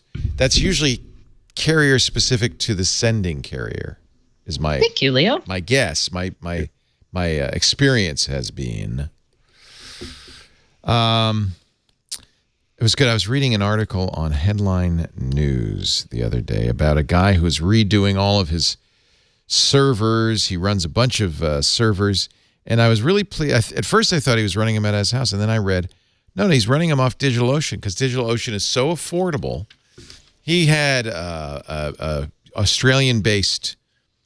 This is an ad, by the way. Yeah, thank you. You can. Sorry, I segued into that so smooth, innocuously. I probably didn't make it clear. Our sponsor today is DigitalOcean, but I was just really impressed that he was running like a bunch of different stuff, public servers on DigitalOcean. That's how good it is. DigitalOcean is a place for you to create your cloud application affordably, quickly, easily. Whether you're running one virtual machine or 10,000, DigitalOcean has you covered with the flexibility to customize standard or even CPU-optimized droplets. You can. This is the thing I love about DigitalOcean. Sometimes I think people don't understand exactly what I'm talking about, but the idea is, in fact, if I go to my DigitalOcean account, I'll show you how easy it is to create a server. They call them droplets, like droplets in the ocean, right? So I'm going to create a droplet right now. Now, I use this because I am a hobbyist programmer, so I always like to have servers running so I can learn how to code in Node.js and things like that. So you can start here with distributions. Ubuntu, FreeBSD, Fedora, Debian, CentOS. There also is complete full support for containers like Docker and Kubernetes. There's a marketplace as well of what they call one button installs. These are all apps. Let's say, I don't know, what should I start? Okay, let's say I want to learn how to do Node.js. That's actually something a lot of people want to do. And I could create a LAMP stack very easily, or a complete Node.js installation running on Ubuntu 18.04. I'm going to choose a plan. And, for when I first start up, I like to get the cheapest server. That gives me a gigabyte of RAM, a CPU, 25 gigs of fast enterprise-grade SSD storage, a terabyte a month of transfer. So I'm going to set that in. I like to enable the backups. That's $1 a month. If I like to have it be backed up automatically. You don't have to. You can add block storage if you're going to need more storage. I always start small because you can always add more later. Choose your server. Look at them. New York, San Francisco, Amsterdam, Singapore, London, Frankfurt, Toronto, Bangalore. Choose a server you want. You could turn on additional features like private networking, IPv6, user data monitoring. I always turn on my SSH key, so it makes it easy for me to log in. Let's name this Leo's Node. And now, basically, in the old days, you would call up a server company and say, I'd like to set up an Ubuntu server with a node on it, or maybe they wouldn't even install that. You'd have to do it all for yourself. And they'd get back to you in a few days, say, yeah, it's provisioned. Watch this. In less than a minute, I am going to set up, provision, and have a node server running that I can start programming on. That's how fast and easy it is. Notice my bill up here for my Django instance that I've been running last month, $2.41. You can use Kubernetes if you want to improve availability, scalability, and resource efficiency using containers. The one-click apps, like I just did, are amazing. Django, Docker, GitLab, LAMP, MySQL, Node.js, Ruby on Rails, on and on and on. They just introduced managed databases for Postgres, which is awesome. You can launch your database with a push of a button. DO handles the maintenance and the updates. Free daily backups with point-in-time recovery, standby nodes with automatic failover, end-to-end security. And the tutorials on here are fantastic. Oh, by the way, did you see my node server is up and running? In fact, just to prove it, it's got a public IP address. Let me just should I just log in? I can access the console and log in. I can SSH in right now to my server. It's booting up, and it'll be ready to run. This is awesome for somebody who has an idea for an app, for instance, and wants to quickly build a minimum viable product. Somebody who wants to learn, as I do, how to use these technologies. This is fantastic. I am just so excited about DigitalOcean. And boy, the pricing is right. You can know what you'll pay monthly with a simple flat pricing structure, access the compute resources you need at the lowest rates, saving up to 55% compared to other cloud providers. And oh, by the way, 4 nines uptime. You get an SLA for 99.99% uptime. They've got cloud firewalls, full DNS management. Those data centers are all over the world. There's one near you. Free round-the-clock tech support. It is truly awesome. 150,000 businesses, including some of the world's fastest-growing startups, rely on DigitalOcean to remove infrastructure friction and deliver industry-leading price performance. It's a revolution, frankly. We've come so far since my buddy Kevin Rose set up Dig by buying a server and huffing it over to a colo where he had everything. Yeah, you want to set up Ghost? Yeah, boom, you go. Just that. Push that button. 55 seconds later, it's up and running. Sign up today. You'll get a free $100 credit. Now we're talking at do.co/twit. It's DigitalOcean, do.co/twit for $100 credit. DigitalOcean, trusted by businesses, loved by developers. It really is. It's a revolution. It's hard to overstate how important this is to creating the next big thing. I just love it. DigitalOcean. We thank them for their support. Would you like to get a little change loggy on us here? Yeah. Play the trumpets. Yeah. The Google Change Log. Change log. We missed the trumpets. I am waiting on my Pixel 3 to be invited because Android Q is in beta, public beta. You do have to, of course, as always in the past, sign up for the beta. So the way you do it is enroll by going to google.com/Android beta, view your eligible devices. They tell me there are a lot of eligible devices this time. I've opted in for my Pixel 3 XL, and of course all the Pixels will be optable. So I'm just waiting because now that I've pushed that button, let me just see. I'm gonna go to the updates and see if hey, maybe there's an update available, and I could go to Android. Oh, let's see. Check for update. Do you do this a lot? I do this a lot. I'm all the time. I'm sitting here pressing that button. Preparing system update. Here comes the queue. So I don't know what's in here. I don't care because it's the new operating system, right? That's all we care about. Google is releasing Android beta feedback app for reporting issues and feature requests at the same time. So if you're oh, here it is. Update size, 1.3 gigabytes. Download and install. Should I do it? Oh, what the heck? What could possibly go wrong? I would actually, now that I'm doing that, I probably can't show you this, but it's pretty good news if you're using a Pixel phone. And I think this is going to eventually go to all Android devices, maybe even iOS. Do you ever use the Google Keyboard Gboard, which is I got it. I got it this it? morning, and it's so fast. And it's so awesome. Okay, that's so all. dictation is now on device. No more network delays, and it's supposed to be very fast. So tell me about it. You're playing with it. Well, I use voice dictation all the time. Me too. And so here. Did you have to download something new or anything? No, it's just an update to Gboard. But what phone are you on? Okay, hold on. I'm on the Pixel 2. It is an update to Gboard, but it does ask if you want to download this. It's, I think, 85. Oh, because you have to download some additional. Yeah, you have to download the voice recognition modules. Right. And then you also have to allow Gboard access to your storage drive on your phone and your microphone Although I thought I'd already had access. Anyway, those were the two things I noticed happening. But here, I'm going to send you Leo. Oh, Leo, I don't have your number or your phone. This is me sending dictation almost instantaneously. And it's really quick. And it's apparently okay. more accurate, right? It uses a built-in end-to-end recognizer on device it's only for American English on Pixel smartphones right now. I'm going to lower my thing so you get the contrast. Wait, it's high contrast so y'all can see it? On device force. I don't know. This is me dictating lots of things really fast to you. Oh, actually, you can't turn see down it. the brightness is what you need to do, not the contrast. Okay. Because it's so bright, it's blowing out the camera. Sorry, camera. Okay. End-to-end, all neural, on device. End-to-end, all neural, on device. Go ahead, show it. Yeah. There you go. Translation. Keep talking. I'm telling you everything I can think of right now, and it's doing a pretty good job. It used to take several minutes. Not several minutes. It used to take at least a minute. It would have to round trip to the server.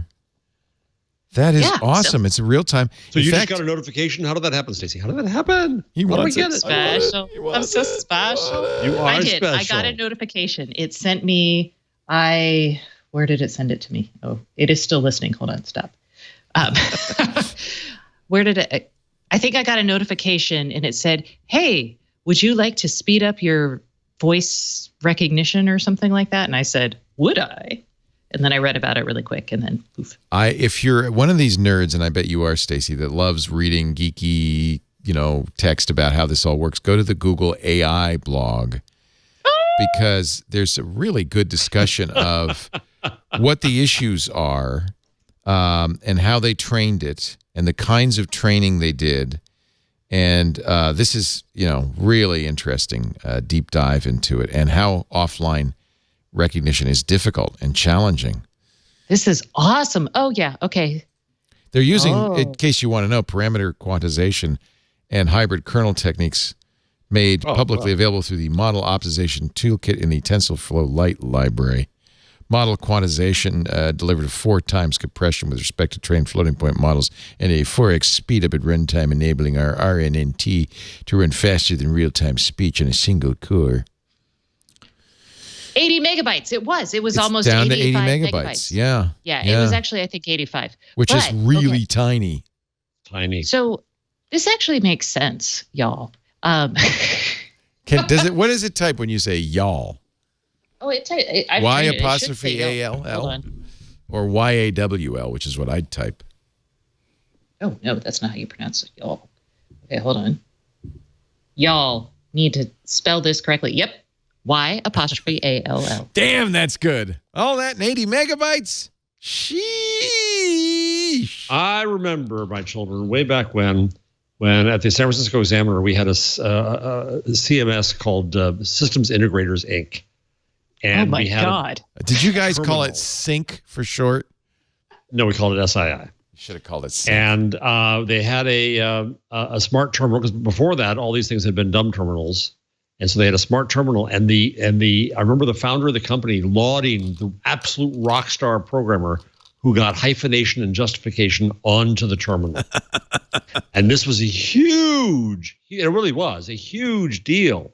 And now you think that what you just did, Stacey, I'm sorry, amazing. I'm having my old Uncle Jeff moment. Yeah. But it's just amazing. Well, thanks to connectionist temporal classification, we've been able to have the latency of the production recognizer. Basically, they used recurrent. So the RNNT is recurrent neural network transducers. And if you think about a recurrent neural network, I have a few installed in my head. I know, yeah, they're already in there. That's why I like tech companies, because they're already there and it doesn't hurt people. It's okay. Yeah. All right. So instead, do you really want to know this? I can break this down. Break it down, Stace. So an RNNT, a recurrent neural network transducer, instead of getting the whole input and then doing an output, it's doing it continuously. So that's the first part that's really cool, right? So instead of waiting for like a segment of text. That's why it looks like it's typing. It looks like it's going a letter at a time. It's really amazing. Exactly. Yeah. And when they talk about things like parameter quantization and hybrid kernel techniques, just ignore that. They're shrinking it. That's basically, that's how they're shrinking it. Yeah. But the bottom line is this can do it continuously all the time, but it took 450 megabytes to do that. And they were like, nope, we got to make it smaller. So they use those techniques to make it smaller. And then they use the TensorFlow Lite library to do that. And now it's super fast, continuous, and it's super small, so it fits on your phone. How was that? Neat. As we continue with the changelog Lookout, which has been around for a while, has been kind of revamped. It's also AI to help people who are blind or have low vision identify their surroundings. This is so great. It even shows the edges with haptic feedback. By holding or wearing your device, we recommend hanging your Pixel phone from a lanyard around your neck or placing it in a shirt front pocket. Lookout tells you about people, text, objects, and much more as you move through a space.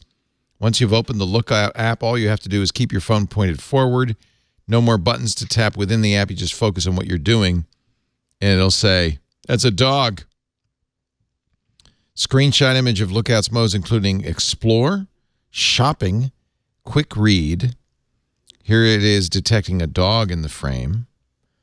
Really cool. Really cool. So great. If you're blind or you know somebody's blind, you might want to get them set up with a Pixel. Yeah, break them up because they're all evil and they never do anything good for people. Yeah. Okay. Hold up there. That's like saying someone who abuses their family is a decent person because he once gave a homeless guy a cheeseburger. No, it's not. It's like what it's saying is that size can yield the benefits to do things like this, like AT&T Labs back in the day. And incidentally, Google is not the monopolistic monopoly that some of you thought it to be. For example, in Chrome 73, which is rolling out right now, you can change your search engine to DuckDuckGo. Take that. Take that. I'll bet 5 people will do it. Next, Google's going to give a cheeseburger to a homeless guy. There's other features in this is the took me a minute. Yeah, what's it? What? Chrome 73 is also updated for Mac, Windows, and Linux. This is the Android version. Some redesigning in the downloads experience in the manager, the Omnibar link shortcuts, and light pages. Anyway, brand new. There's a brand new Chrome in town. So I talked to a Microsoft executive recently and was asking about the results of the European breakup regulation and all that from the past. To this day, Microsoft has to offer a Windows version with no browser. It's Windows N. And I said, how many do you sell? He said, maybe 100 or 200 a year. Yeah, just what everybody's looking for. Yeah. Oh, Jeff, you turned back orange. Were you orange this whole time? Oh, yeah. No, I fix it every once in a while because the sun warmed goes up. down here. You're warm. Oh, yeah, it's the magic hour in brandy wine. Yeah. I should be having a glass of wine in front of me right now, but I don't. Yeah, get a glass of wine. Don't stop on our account. I'll join you, Jeff. You just let me know. No. It's too early for you, Stacey. So Google. Wait, it's 5:20. The sun's over the yardarm somewhere, as my grandfather was wont to say. That's what my father says every time. Yes. Yeah. Sun's gone over the yardarm. My father says it's toonie time. Toonie for martinis? Martini. Everybody should have a martini. It's my father from West Virginia. He says things like that. I love it. That's folksy. It is. He's more fun than a one-armed paper hanger in a room full of rocking chairs. That's what the kind of things Pop will say. Yeah. Chrome Stacey's extension confused. from Google helps you filter toxic comments. Unfortunately, not from this show, but from Reddit, Twitter, Facebook, YouTube, and Discuss. It's called Tune. It's a Tune extension, and it lets you control what comments. I have to say, I've been in a number of sites. What was I reading? An article. Maybe it was a Variety when every single comment on the article was spam. I mean, it was like they had just given up. Yeah, I've given up on the comments. I shouldn't say this out loud, but on Buzz Machine, there's not been anything there decent for a long time. Just turn them off. Every month or so I go in. Yeah, I should just turn them off. Every month or so I go in and I kill, it catches up pretty quickly. So it's maybe 10 spams are in there. And then Well, this doesn't do spam, but it lets you control, I guess. No, this is Jigsaw, which is the kind of quality media and and public discourse division of Google that does neat things with media companies. And it's kind of an odd interface. You can set the volume on the comments you see. Keep it quiet, keep it loud, keep it blaring. Turn it up to 11. Turn it up to 11. This is built on the machine learning models that power Perspective. I don't know what Perspective is. Perspective It's API. something that's been offered to media companies and others to try to fix their comments. Huh. I think it's the right thing. This whole effort gives moderators tools so that it'll automatically kill things. The moderators can just check it. And the moderators have a sliding bar as to where they want to go on things and so on. It's pretty cool. So this does the same thing, but only on your machine, on your Chrome. Yeah, I had a conversation today with a former government regulator who was talking about she's in Baku about to moderate a panel, and what do you do about disinformation? What do you do about disinformation? I just said you will never get rid of it. You got to stop that notion of whack-a-mole with the world with nasty things and wrong things, and we've got to change the fertile ground in which they plant their seeds. But we're going to have bad stuff, and so having more tools like this out there that help you control your experience will mean there'll be less panic about it, and it's a fine thing. So I'm not sure I want to demonstrate this because I'd have to go to I don't know, a bad website. And if it didn't work, it would be a bad thing. But I've installed it on my Chrome. I don't use Chrome anymore. Sign in with Google and click the Tune extension. Okay, so let's sign in with Google. Okay, click the Tune extension icon to get started. Okay. No personal data is stored. Well, that's a relief. Okay. So I guess control for comments on YouTube. Should I go to Twitter? And I don't know what I'm going to... Twitter already shields you from stuff. It works on Twitter. Should I go somewhere like a really bad? Should I go somewhere really bad on Reddit? Yeah, Reddit's probably a good toxic place. Go to like the. Okay, I'm going to go to a good toxic place. I'm just trying to think of a good Reddit place where you're going to get some. So the first thing you do, what do you want? Politics? What do you want to tune? So I'm going to tune Reddit. Okay, actually all of them: YouTube, Twitter, Facebook, Reddit, Discuss. Just go to YouTube. You can show this. You could show this, Carson. I'm not doing anything bad. And okay, so I've selected which sites. Done. Okay, now set the volume. I don't really understand what that means on the comments. Do you want it loud, medium? Oh, look. So look at the comments on the right. As I turn down the volume, it's starting to shrink. They're all. Oh man, I turned it way down. Silence. So Simon and Garfunkel, the sounds of silence. I don't know what it's taken out. So here's a comment. Genius, says the redneck marketing team. If I turn it down, that disappears. Turn it up. Such comments as, you can fit so many inbred cousins in this bad boy. Before I go on, you should probably see what they're talking about because it's not as bad as you think. It's a limousine, which is just a bunch of pickup trucks welded together. It's a weird way to stretch. So understand, I realize now in a vacuum those comments might have seemed lewd, but they're in fact just talking about that. And then turning it up. Well, this does do something. So words like redneck probably. Yeah, probably redneck triggered it. Yeah, see, that's the problem with these automated things. It can't possibly deal with nuance, even though nuance is an odd word to bring to that discussion. Well, and even what is loud, medium, blaring? I mean, I guess that means that tones down the commentary. Tone downs the comments. All right, it works. It definitely it does it. There you go. And by the way, this is a very fun subreddit that I've just discovered. DIY, spelled WHY.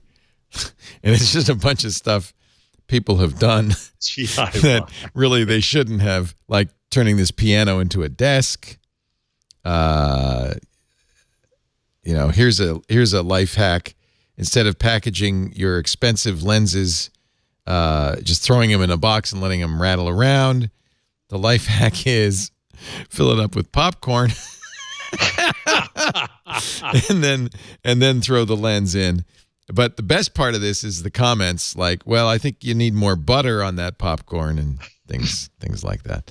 So this is actually I don't know, Carson, do you follow DIY? It's Carson and I seem to. Here's a good one. This is they're taking hot dogs and they're going to build what looks like a Lego log, Lincoln log cabin structure out of hot dogs. Yep. Is basically, you've seen this before, Carson. Oh, of course. You're familiar with this. I'm familiar with they do this at Harvard. Oh, yes.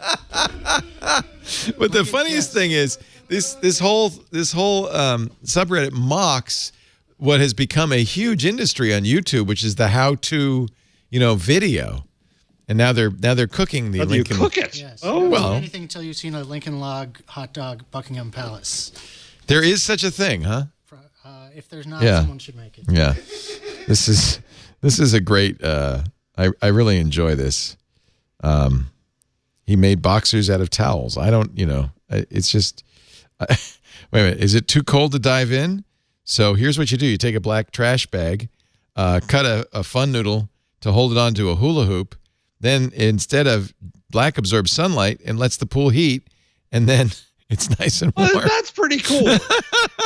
That is okay.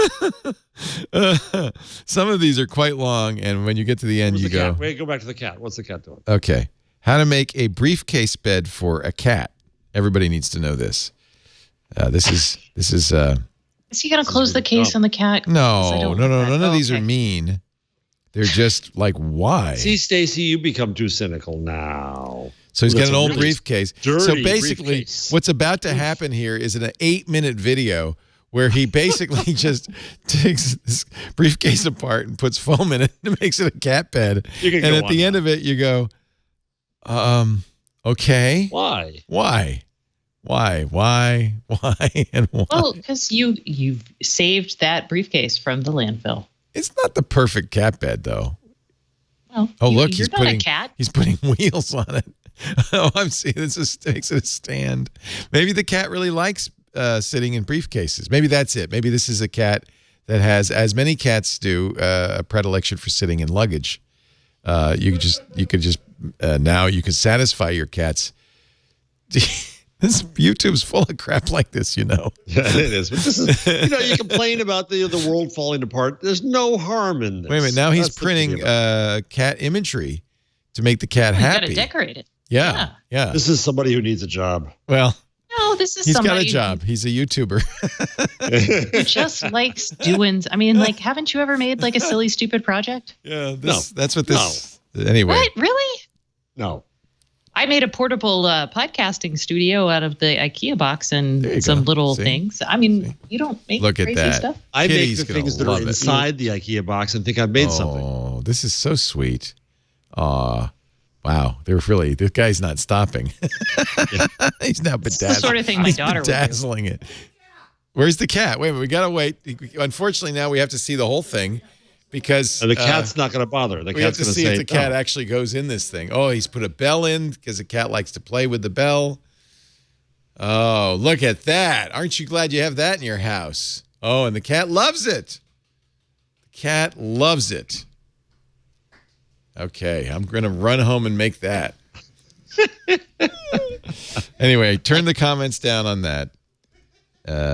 Maybe. I don't know. That's something you can do with Tune. Let's continue on. The Google changelog. I have in my Twitter feed today as the show began.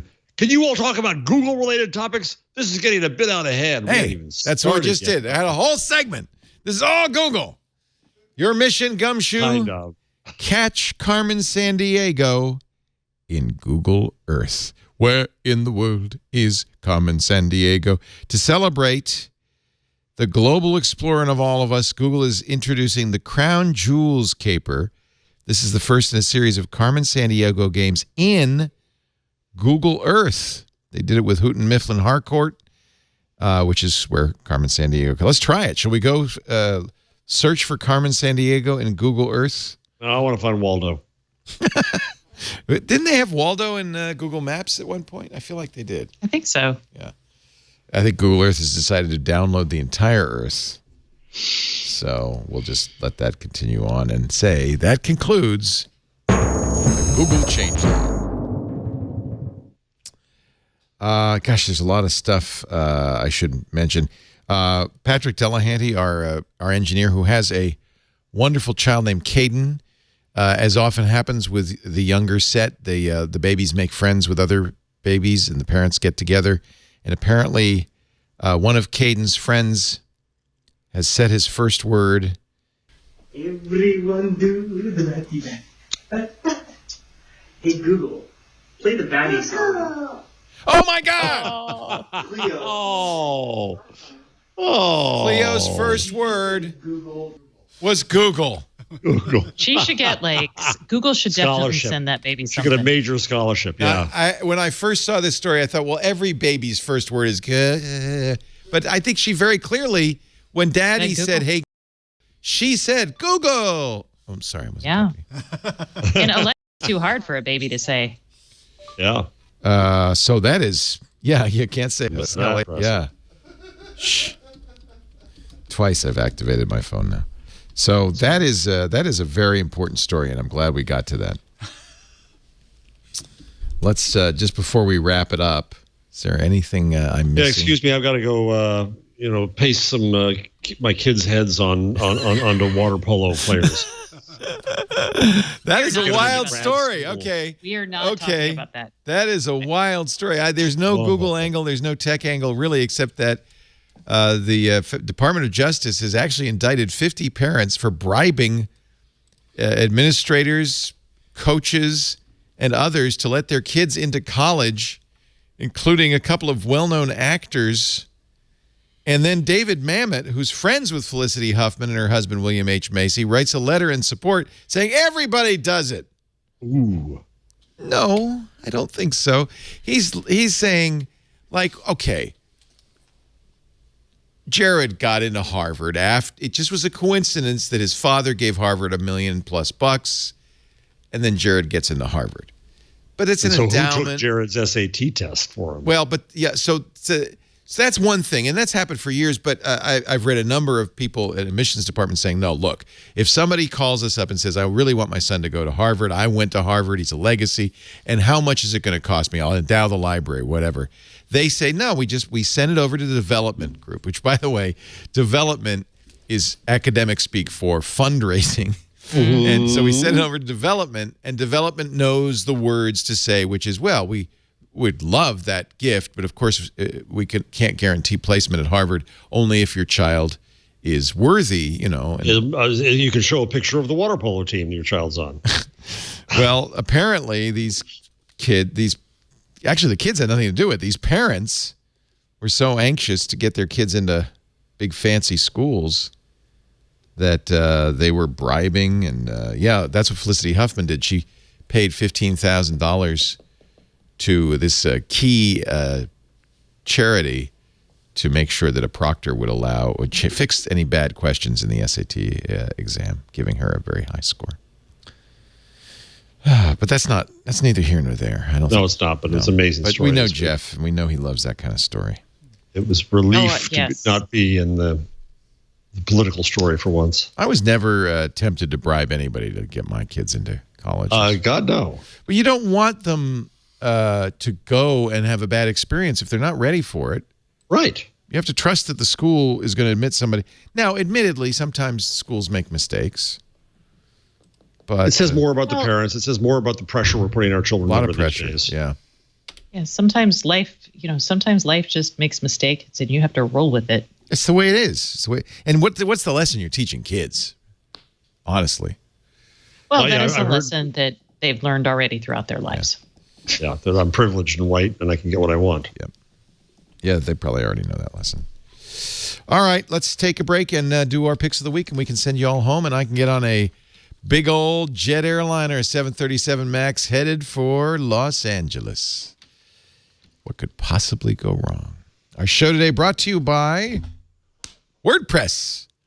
If you want to know what's going on with Leo in the world, You don't go to Facebook. You don't go to Instagram. You don't go to Twitter. You go to my blog because that's my home on the net. And I would submit that even if you are all over Facebook and Twitter and Instagram, even if you're a business, and of course you have to have pages on all those sites, you still should have that one site that's your website, your domain with your name, the place where your stuff links to, the place where your best stuff shows. If you're a restaurant, that's where your menu is, the reservation system. If you're a plumber, that's where you talk about your services, your fees, and maybe even you post an article or two on there about how to fix a toilet or a leaky faucet. It's a place where you can put yourself out there on the net.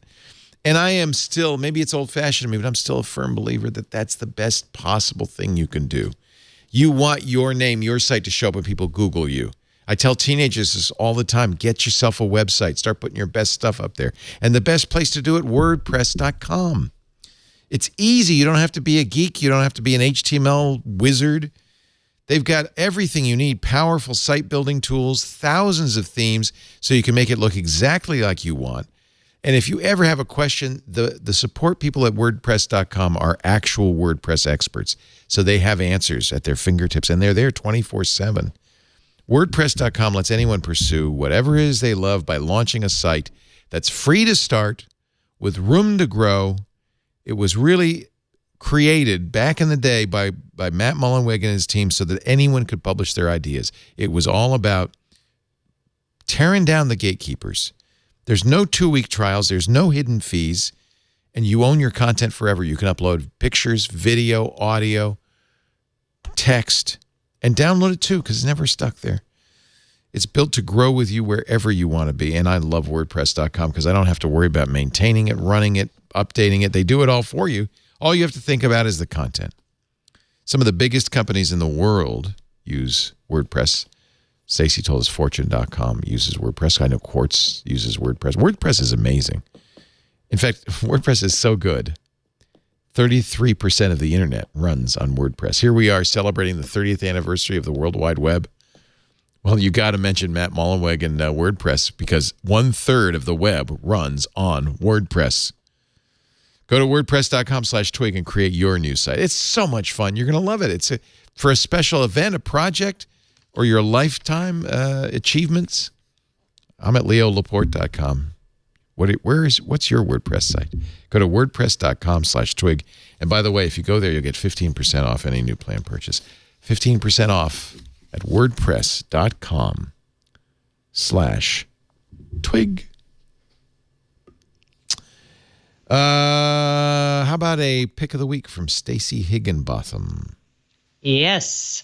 I actually was going to do the Google download, but since we talked about it in the changelog, I switched it to the latest book that I'm reading, which is awesome. It is called $1 Billion Whale, The Man Who Fooled Wall Street, Hollywood, and the World. This is about the 1MDB scandal. This is the Malaysian banking scandal where this con man basically went in and stole the 1.2 billion. Oh, no, they're saying over 5 billion. Wow. In the review. From this bank in Malaysia. And then it was covered up by the prime minister and various officials at Malaysian state agencies. The book involves the scandal. It involves how the con man who did this had parties with like famous people like Britney Spears. It is well written. Oh, it is sounds good. True, and it is awesome. Very good. Say the name again. I really recommend it. What'd you say? It's $1 Billion Whale, The Man Who Fooled Wall Street, Hollywood, and the World. And it was written by Tom Wright, who is two Wall Street Journal reporters. Awesome. Yeah, it's really good. Hey. I think it should be a movie. Maybe it is already a movie. I don't know. It does sound like it'd be a good movie, doesn't it? And no whales were harmed in the writing of this book. No whales. He was a whale in casino terms only. Do you have a number, Jeff? I have a few. One is that yesterday Howard Stern announced his new book, Howard Stern Comes Again. Oh, Lord. And it was already immediately #1 bestseller on Amazon. Oh, my goodness. I called into the show today. It was amazing. And if you went yesterday and searched for Howard Stern on Amazon, you couldn't find it. It was hard to find.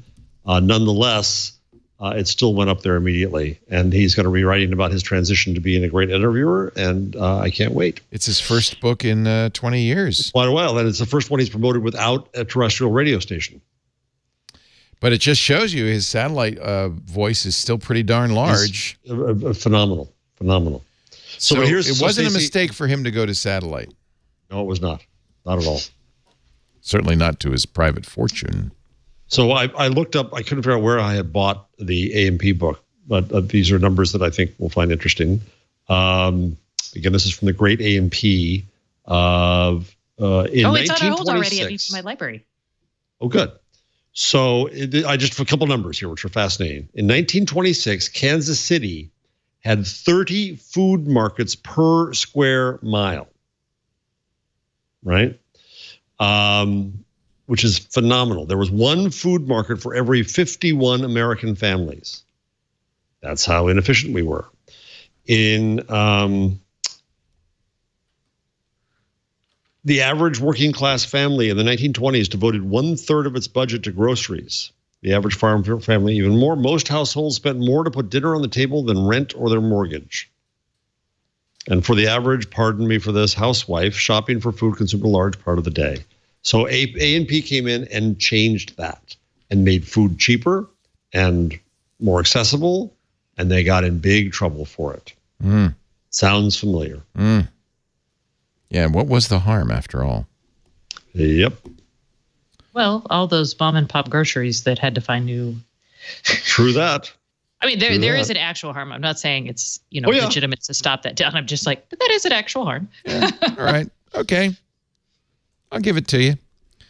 I'm gonna recommend, even though Audible no longer advertises on our network.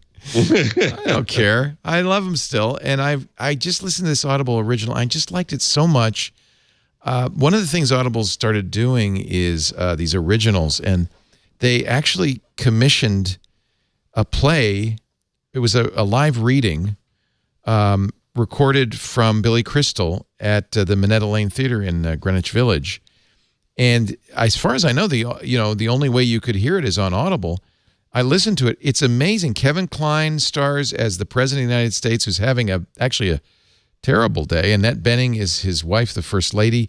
Billy Crystal is, I don't want to tell you. You'll find out. He's funny in it. It's very funny, but it's actually very poignant. And I didn't know Billy Crystal was a good writer, but it's an incredibly well-written little play, and it's an hour and 46 minutes, so it's easy to listen to. I quite enjoyed it. Have a nice day. This is not the first time Audible's done a play on their originals, and I think it's kind of it shows you the radio theater really could have made it if you had great writers and great actors. Because a lot of times when you hear radio, old-time radio, the acting is so broad and the writing is so terrible. You think, well, this is not a good medium for theater. But then you hear something like this or Hitchhiker's Guide to the Galaxy, and you realize, actually, audio is an amazing medium for theater. Oh, yeah. I mean, have you heard like the BBC, every year BBC does a Neil Gaiman book? Yeah, amazing. I mean, those are awesome. I want to hear more of this. And I know that some podcasters kind of venturing into it, like Homecoming from Gimlet. But wow, is this one good? Billy Crystal co-wrote it with Quentin Peoples. And it's really good. There's sound effects in it. It's done live, which is amazing. And these actors are so good. They're really great actors. It's just fantastic. So if you have an Audible credit lying around, or you're an Audible subscriber and you get the originals, it's a free original this month. I think it's still free this month. Have a nice day with Billy Crystal. And that, my friends, concludes this nice day with Stacey Higginbotham. I didn't even get to give you a credit. Let me give you your plug. She has a fabulous podcast, Stacey, the IoT podcast with Stacey and Kevin Toffel. She's on the web at staceyoniot.com, and if you get the newsletter, you will be very glad to have that in your inbox. And anything else you want to talk about that you're doing? No. Except going to have a nice meal. I was going to say, it's getting to stay. I'm actually not hungry yet. Dinner time. Really? You're not hungry? I'm not hungry yet. It's amazing. Wow. We finished in a nick of time. Ta-da. Jeff Jarvis, he is our favorite professor at CUNY in New York City. He joins us every week. Buzzmachine.com is his blog. He also posts on Medium, and you should read his books and see him right here. You're going to be traveling next week, I think, yeah? I've got some, I'll email Karsten. I've got for the next couple of weeks, I'm a bad boy, just not knowing, but I'm going to be at a Facebook event next week, a Google event the week after that, and Italy the week after that. Wow. Well aware. So we'll Is it figure out when- Perugia? Bad boy status. It's Perugia. Oh, I'm jealous. I would love to go to Are you that. going to say hi to Matthew Ingram? Yep. goes Matthew will every be year. there. Yep. We'll be supping on cacio e pepe. Oh, man. I don't know what that is, but it sounds good. It's adult macaroni and cheese. It's Yum. pasta, wonderful Pasta Parmesan, and pepper and cheese. and pepper. Oh. That's it. That's all. It's a little soupçon and butter, but that's it. Well, I should mention, I think Matt Cutts is going to be on Twit on Sunday. Is that right? Oh, yay. That is correct. In fact, it's an all-in-studio Twit with Matt Cutts, Ian Thompson, and somebody who else. else is Really good. It's a good panel, all in studio. If you've ever thought maybe you should come up to Petaluma and watch the show, this would be a good Sunday to do Sam it. Abu El Samid. Oh, yeah. Sam's going to be bringing the Kia Niro electric vehicle to review and test drive, so we'll have that as well. So it should be a fun Twit. We'll be talking about Tesla on Sunday. But Matt Cutts, our old friend, is also in studio, and I forgot to mention it the last time he was here, so I thought I'd give you a heads up.